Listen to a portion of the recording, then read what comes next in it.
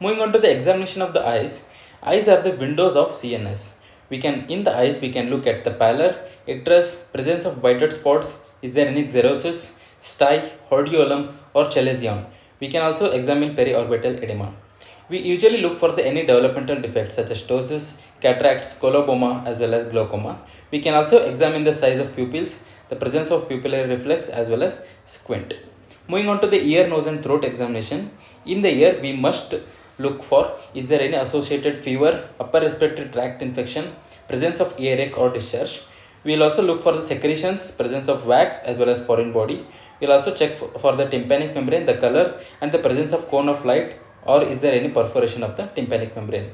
In the nose we will look at a presence of any discharge, congestion, or is there any blockage, erosions or presence of polyps. In the throat examination, we'll look at the angular stomatitis or chelosis, which indicates vitamin B complex deficiency. We'll look at the tongue. Is it dry, wet? What is the color and the presence of papillae on the tongue? Is the tongue geographic, or are there any white or yellow patches? Is the tongue beefy red tongue or strawberry red tongue?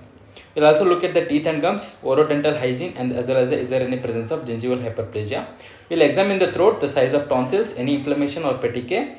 If less than 3 years, we'll use a spatula, and if more than 3 years, we'll just ask the patient to say aha.